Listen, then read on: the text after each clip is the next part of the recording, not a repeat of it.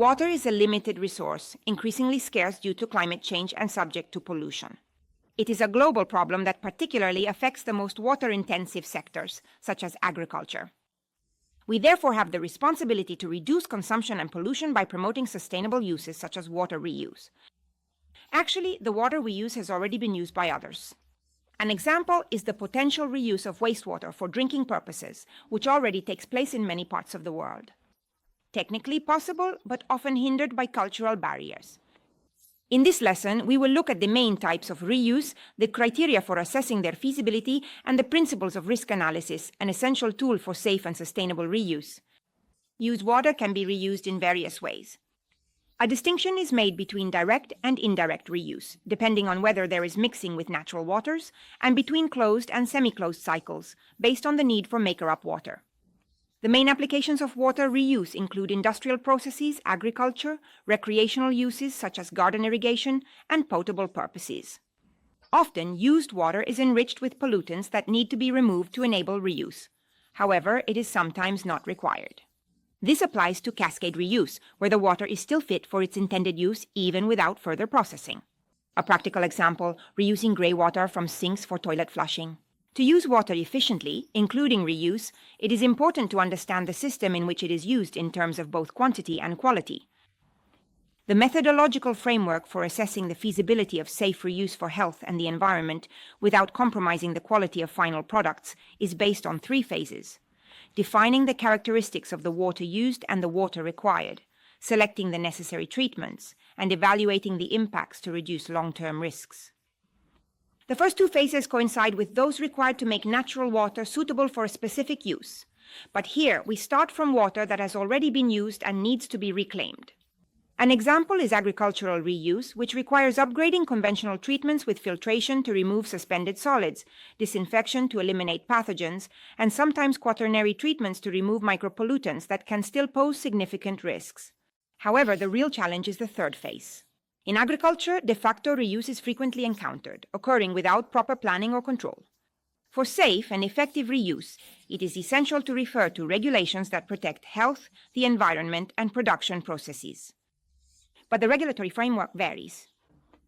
In the industrial sector, there are no binding rules, only guidelines based on good practices, which are often tied to customs that do not always reflect actual production needs, rather than on updated analyses of requirements. In agriculture, there are specific regulations that govern the direct reuse of reclaimed wastewater, protecting both crops and exposed workers. For potable reuse, there are no dedicated regulations, but the facilities are designed to meet and often exceed the standards set for drinking water. To implement reuse, a detailed analysis of the system is required, which includes mapping water flows, defining mass balances, and determining the quality needed for each use. This approach makes it possible to identify opportunities for cascade reuse or the need for targeted treatments. In the industrial context, these assessments are case-specific and are difficult to generalize. In agriculture, on the other hand, common guidelines can be defined thanks to 3 factors. It often starts with treated municipal wastewater with standard characteristics. There is a regulatory framework, and the use is similar from one case to another, with recurring advantages and critical issues. Let's now focus on agricultural reuse. Recovered wastewater provides both water and nutrients, reducing the need for chemical fertilizers. However, due to human activities, it may contain pathogens, antibiotic-resistant bacteria, and emerging contaminants that can reach the edible parts of crops, posing health risks. Moreover, this water often has a higher salinity compared to fresh water, and over time soil salinization can occur, especially under water-scarce conditions, compromising productivity. This is why impact and risk assessments are essential for safe and sustainable reuse policies. Through hypothetical scenarios, the so-called what-if scenarios, it is possible to predict environmental and health consequences over time to guide the selection of the most effective solutions, such as the adoption of additional treatment stages. In agricultural reuse, where environmental compartments are interconnected and there are multiple pathways for human exposure, this analysis is crucial, especially for managing complex issues such as the spread of emerging contaminants and the development of antibiotic resistance, particularly in cases of indirect reuse.